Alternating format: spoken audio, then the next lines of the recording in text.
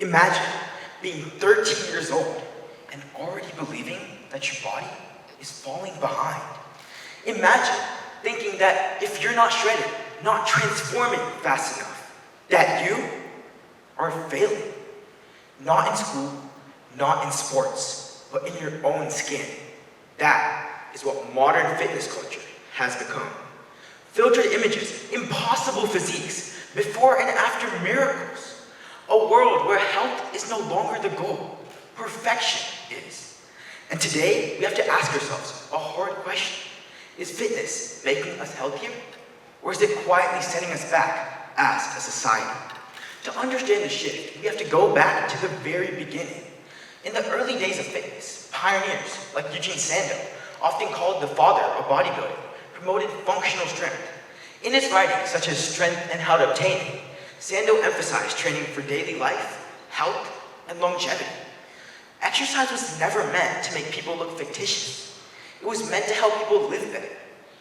The desire to look good is not inherently wrong, but the problem begins when appearance becomes the only goal, and when entire generations start believing that if they cannot look like the bodies they see online, then they are worthless. I felt that pressure personally.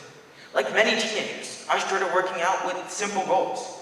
I want to be stronger, more confident, but as I spent more time online, those goals quietly shifted. Every stroke showed bodies leaner and more extreme than I thought was humanly achievable. And suddenly, progress that once felt meaningful started to feel inadequate. Research published in the Journal of Social and Clinical Psychology shows that constant comparison on social media significantly increases body dissatisfaction, especially in young users. And once comparison becomes the focus, fitness stops being a tool for health and instead starts being a measure of worth.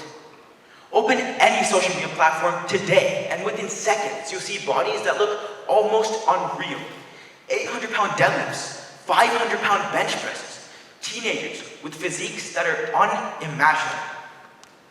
And after a while, it all starts to feel normal. It starts to feel like this is what fitness actually looks like. But this is not. This is not reality. This is just how the internet works. The most extreme bodies get the most attention. The most shocking transformations get the most clicks. And the algorithm rewards whatever makes us stare the longest. Research published in the journals like Media Psychology show that repeated exposure to unrealistic body standards significantly reshapes what people believe is normal or achievable. A teenager scrolling through TikTok is far more likely to see a 1 in a million case, such as a 14-year-old bench pressing 315, rather than the thousands of adults quietly celebrating their first mile, their first push-up, their first plate on the bar. I remember hitting that wall myself. I trained harder, I ate stricter, and I expected results that were never meant for my age or my genetics. And when they did not come, the problem did not feel like it was the internet. The problem felt like it was me. Research in adolescent health journals show that this moment, the moment where self-improvement turns into self-blame, is often where unhealthy behaviors and mental health struggles begin. And then transformation stories add fuel to the fire. The dramatic before and after photos, the 30 days to your dream body promise. At first, they feel inspiring. But when progress does not match the fantasy, inspiration collapses into guilt. Research on so-called fitspiration content shows that while they claim to promote health, they often increase shame, dissatisfaction, and anxiety instead. And then there's the issue that many people suspect, but few people want to confront. A large number of the most famous fitness personalities are not natural. These fake naturals attribute inhuman physiques to secret training plans and miracle diets while quietly abusing performance-enhancing drugs. Experts at the Mayo Clinic warn that anabolics can have serious consequences: heart disease, hormonal disruption, premature aging, even death. Watching all of this unfold forced me to step back and ask myself a hard question. Was I training for my health? Or was I chasing an image that was never meant for me? That moment changed everything. Because in recent years, some high-profile fitness creators have finally admitted the truth about their drug use. But instead of repairing the damage, this honestly sparked something far worse: the normalization of steroids. Instead of accepting that they may never look like their favorite creators, teens started trying to become them anyways.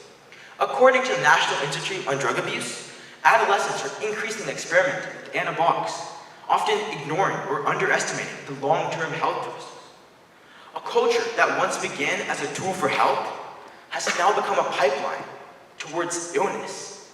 Today, teenagers as young as 13 post openly about anabolic cycles, gaining millions of views and praise rather than concern. And research in adolescent health journals shows something chilling. Many young users worry more about appearance-related side effects, such as hair loss, than about organ failure. But here's the most disturbing part of it all. On the other side of the spectrum, many online fitness celebrities are not even using steroids, but pretending that they are. They exaggerate their drug use, they lie about how young they are, and they profit off all of the shock value. And because they never experienced any real side effects, their followers feel emboldened to start actual cycles. This is how far fitness culture has drifted from its original intent. And we have to recognize the difference between creators and everyone else. Fitness is their career. Their bodies are their brand. And for them, health complications can feel like occupational hazards. But for the rest of us, fitness was never meant to shorten lives. Organizations like CDC and American College of Sports Medicine emphasize that training improves cardiovascular health, mental well-being, and longevity. Most people do not want bodybuilding trophies. They don't want viral fame. They just want to feel strong, confident, and healthy in their own skin. I had to relearn that for myself. Letting go of comparison did not make me weaker. In fact, it made me stronger, more consistent, more grounded in the reason why I started in the first place. So the question isn't how much muscle can you gain, or how quickly. The question is this: what matters more to you? Appearance or longevity?